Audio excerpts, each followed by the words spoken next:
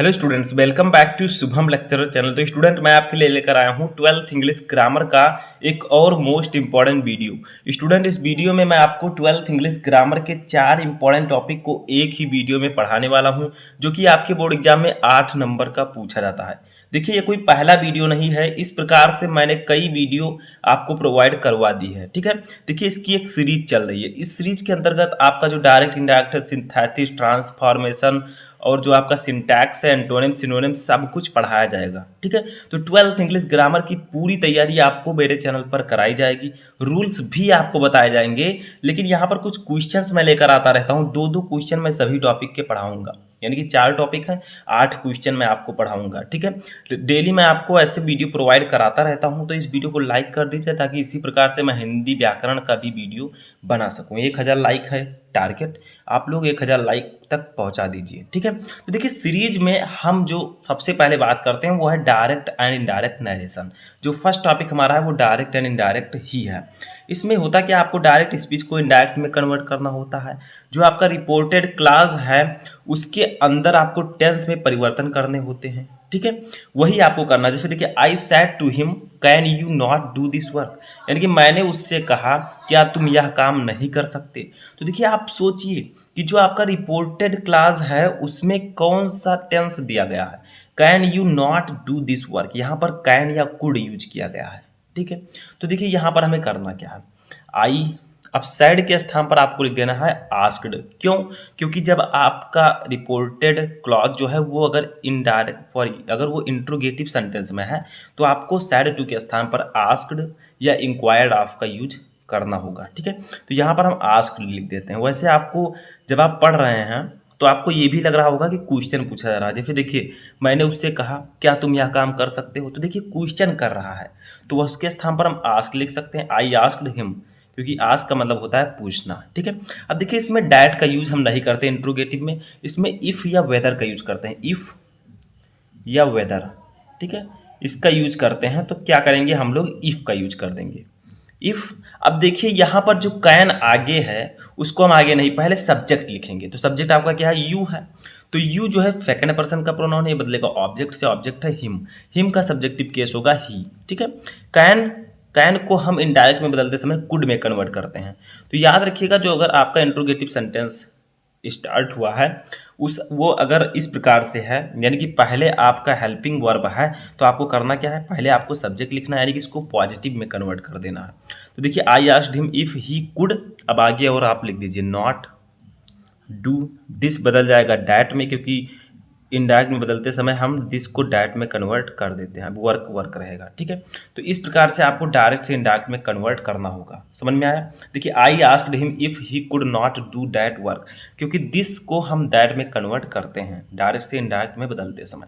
तो याद रखिएगा, अगर ये इंट्रोगेटिव सेंटेंस में है, ठीक है, इंट्रोगेशन मार्क आगे नहीं है और इस प्रकार से दिया गया है, तो आपको करना क्या है, आई आस्क्ड, सेड टू के स्थान पर आस्क्ड या इंक्वायर्ड ऑफ का यूज करना है, him if he could not do this work, यानी कि पहले आपको सब्जेक्ट लिखना है, फिर हेल्पिंग वर्ब, फिर आगे का आपको प्रोसेस करना है।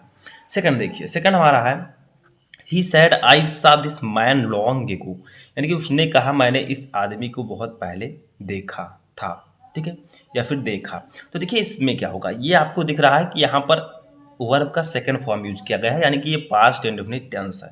अब पास्ट इंडेफिनिट टेंस को हम इनडायरेक्ट में जब बदलते हैं तो वो पास्ट परफेक्ट टेंस में कन्वर्ट हो जाता है। तो देखिए यहाँ पर लिखेंगे ही, सैड को सैड रहने देंगे, डैट, आई है फर्स्ट पर्सन का प्रोनाउन, बदलेगा सब्जेक्ट से, तो आई के स्थान पर हम ही लिख देंगे। ठीक है, ही। अब यहाँ पर सा है, मैंने आपको बताया कि पास्ट इंडेफिनिट टेंस को हम पास्ट परफेक्ट टेंस में कन्वर्ट करते हैं, तो पास्ट परफेक्ट टेंस में हम हैड का यूज करते हैं क्रिया की थर्ड फॉर्म, तो सी का सेकंड फॉर्म सा था और थर्ड फॉर्म होगा सीन। ठीक है, दिस बदल जाएगा दैट में, that man long ago, long ago. तो इस प्रकार से ये आपका कन्वर्ट हो जाएगा। तो याद रखिएगा, जो पास्ट इंडेफिनिट टेंस है उसे हम इनडायरेक्ट में बदलते समय पास्ट परफेक्ट टेंस में कन्वर्ट कर देते हैं। तो देखिए 2 इंपॉर्टेंट डायरेक्ट और इनडायरेक्ट मैंने आपको बताया। नेक्स्ट टॉपिक हमारा है सिंथेसिस ऑफ सेंटेंसेस, यानी कि 2 या 2 से अधिक वाक्यों को जोड़कर एक वाक्य बनाना, एक सेंटेंस बनाना। ठीक है, तो फिर देखिए यहाँ पर 2 सेंटेंस दिए गए हैं, ही हैज़ 3 सन्स, यानी कि उसके पास 3 पुत्र हैं, he has to educate them, उसे उन्हें शिक्षित करना है। ठीक है, शिक्षित करना है या शिक्षित बनाना है। तो देखिए इसको आपको सिंपल सेंटेंस में कन्वर्ट करना है और दोनों सेंटेंस अलग अलग है, इसको एक सेंटेंस में कन्वर्ट करना है। तो देखिए यहाँ पर लिखेंगे ही हैज़ 3 सन्स, 3 सन्स। अब देखिए ये आपको लगाने की कोई ज़रूरत नहीं है क्योंकि यहाँ पर लगा है, फिर टू से इसे जोड़ दीजिए, to educate them, to educate them, ठीक है। तो he has 3 sons to educate them, यानी कि उसके पास शिक्षित करने के लिए 3 पुत्र हैं, ठीक है, समझ में आया। टू एजुकेट देम लगाने की भी कोई जरूरत नहीं है। देखिए यहाँ पर आपका अर्थ क्या निकलेगा, उसके पास शिक्षित करने के लिए 3 पुत्र हैं। तो देखिए जो ऊपर कहा गया वही नीचे कहा गया, अर्थ नहीं बदलना चाहिए। आप सेंटेंस को जोड़ तो देंगे लेकिन अर्थ में कोई परिवर्तन नहीं होना चाहिए। तो देखिए यहाँ पर ऊपर क्या था, उसके पास 3 पुत्र हैं, उन्हें शिक्षित करना है, ठीक है। तो नीचे क्या है, उसके पास शिक्षित करने के लिए 3 पुत्र हैं, सेम है, लेकिन यहाँ पर मैंने इन्फिनिटिव में कन्वर्ट कर दिया है, यानी कि टू का यूज कर दिया है। अब टू एजुकेट लिख दिया है तो ये इन्फिनिटिव में कन्वर्ट होगा, ठीक है। सेकंड देखिए, अब ये सिंपल सेंटेंस आपका ऊपर बन चुका है। अब दूसरा है he read a book, the book was old, यानी कि उसने एक पुस्तक पढ़ी, द बुक वाज ओल्ड, यानी कि किताब पुरानी थी। तो उसने एक किताब पढ़ी, किताब पुरानी थी, इसको सिंपल में कन्वर्ट कीजिए। तो सिंपल है ही रीड, ये ही रीड्स, ठीक है, क्योंकि यहाँ पर भी आप रीड्स कर दीजिए। देखिए रीड ही रहने दीजिए, ठीक है। रीड का मतलब होगा कि उसने पुस्तक पढ़ी, यानी कि रीड का सेकंड फॉर्म से, यानी कि ये पास्ट इंडेफिनिट टेंस है, ठीक है। द बुक वाज ओल्ड, किताब पुरानी थी, तो उसने पुस्तक पढ़ी, पुस्तक पुरानी थी। तो देखिए ही रीड, ये ओल्ड बुक लिख दीजिए। उसने एक पुरानी पुस्तक पढ़ी, तो जो ऊपर कहा गया वही नीचे लिख दिया गया है। देखिए इस प्रकार से आपको कन्वर्ट करना होगा। अभी आपका सिंपल सेंटेंस में कन्वर्ट हो चुका है, 2 सेंटेंस को एक सेंटेंस भी हमने बना दिया है। तो यही होगा आपका सिंथेसिस, ठीक है। इसी प्रकार से आप धीरे धीरे एग्जाम्पल्स को समझिए, धीरे धीरे आपको सब कुछ समझ में आने लगेगा, सिर्फ लगातार प्रयास करना है, ठीक है। आगे बढ़ते हैं। नेक्स्ट हमारा है ट्रांसफॉर्मेशन ऑफ सेंटेंसेस, यानी कि सेंटेंसेस को ट्रांसफॉर्म करना। जैसे देखिए ही गेव मी ए रुपी, अब इसको आपको पैसिव वॉइस में ट्रांसफॉर्म करना है, यानी कि जो आपको ब्रेकर में दिया गया है उसमें आपको इस सेंटेंस को ट्रांसफॉर्म करना है, यानी कि बदलना है, ठीक है, रूपांतरित करना है। तो ही गेव मी ए रुपी, अर्थ नहीं बदलना चाहिए। तो देखिए पैसिव वॉइस में आपको कन्वर्ट करना है। तो पैसिव वॉइस में आपको पता है, सबसे पहले हम ऑब्जेक्ट लिखते हैं। यहाँ पर ऑब्जेक्ट क्या होगा, उसने मुझे 1 रुपया दिया, किसको दिया, मुझे दिया। तो यहाँ पर मी जो है वो आपका ऑब्जेक्ट होगा, क्योंकि किसको का प्रश्न करने पर ऑब्जेक्ट मिलता है। कौन दिया, उसने, तो कौन का प्रश्न करने पर आपको सब्जेक्ट मिल जाएगा। तो पहले हम पैसिव वॉइस में ऑब्जेक्ट लिखते हैं, ऑब्जेक्ट है मी, तो इसका आपको सब्जेक्टिव केस लिखना है, यानी कि आई लिखना है, ठीक है। मी के स्थान पर आई लिखना है, क्योंकि हम सब्जेक्ट के रूप में यूज कर रहे हैं, तो आपको मी के जगह पर आई, अगर हिम होता तो उसके स्थान पर हम ही लिखते, ठीक है।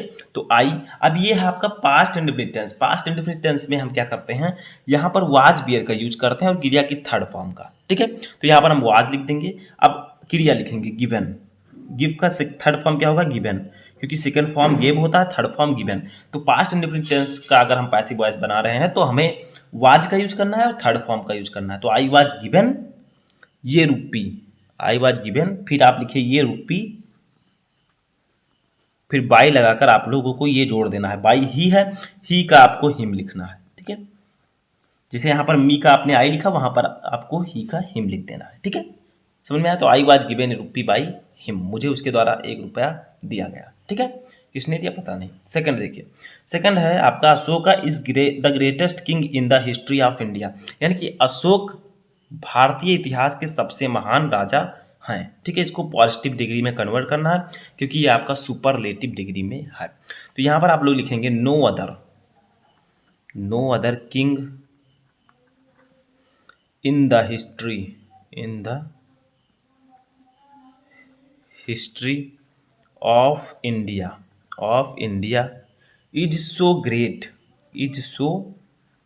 ग्रेट एज अशोका, ठीक है, एज अशोक, यानी कि कोई भी राजा भारतीय इतिहास में इतना महान नहीं है जितना कि अशोका, ठीक है।